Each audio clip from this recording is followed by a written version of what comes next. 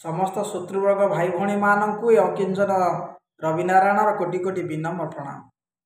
हे मोर शत्रुवर्ग भाई भौणी मान, आज आम अंगिली भेवा जिनस आज उपभोग करने को जीवा केतोटी रोग ठारू किपर उपचार लाभ करवा से संबंध में आपण कहवाई चाहूँ। तेबे आपण मैंने मन पकातु छोट पिला ठारू वयस्क पर्यंत मूत्रकोश गोटे रोग रही जहाद्वारा कि कौन हुए ना परिस्रा द्वार सर्वदा जंत्रणा देखा दिए एवं परिस्राटा सब अल्प थोप थोप हो परिस्रा द्वारा बिंधा हुए असह्य जंत्रणा दिए ये हूँ मूत्रकोश रोग। परिस्राटा अल्प परिमाण हो थोप थोप परिस्रा हो परिस्रा द्वारा सर्वदा बिंधा हो या कहुए मूत्रकोश रोग।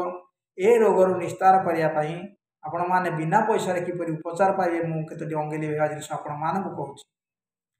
आपण मैंने जो कर्म क्षेत्र में कर देखु प्रकृत में केते दूर कार्यकारी उपचार। आपण मैंने प्रथम कौन करेंगे किछि तेंतुली पत्र मुठे हम तेंतुली पत्र आपण मैंने तोली आनिबे। तेंतुली पत्र को एक ग्लास पानी दे सीझाई देवे। सीझाई देवापर किसी समय पर से फुटी जावापर से पानीटा को आपण मैंने छाणीदेवे। छाणी से कौन करेंगे 10 ग्राम सुराखार आप मिश्रण करेंगे।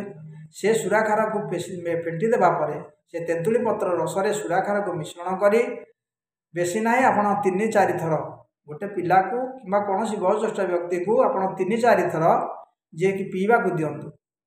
पीवा को देले जोटा आमर बारंबार परिस्रा द्वारा शिथिलता हो परिस्रा द्वारा बिंधा हो पोड़ा हो जला हो कि अल्प अल्प थप थप परिस्रा हो कष्ट पाउथिबे ये मूत्रकोश रोग को दूर करने कौन करूँ बिना पैसा आपण मानक उपचार कहली जे कि तेंतुली पत्र रस को तेंतुली पत्र सीझा रस को छाणीदेवे से सुराखार 10 ग्राम मिसे आप 3-4 थर से पिला को पीवा को दिंतु।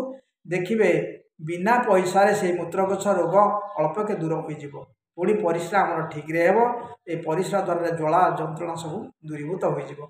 तेबे केवल मु मोर अनुभूतिर कथा आपण मानक कहली आपण माने खाली निजर कर्म क्षेत्र में लगाई निजर उपकार सहित ए समाजर उपकार करंतु। एतिकी अकिंचन रविनारायण विनम्र प्रणाम एति कही मु आपण पाखर पर अध्याय पर्यंत निराव रहूछि। नमस्कार।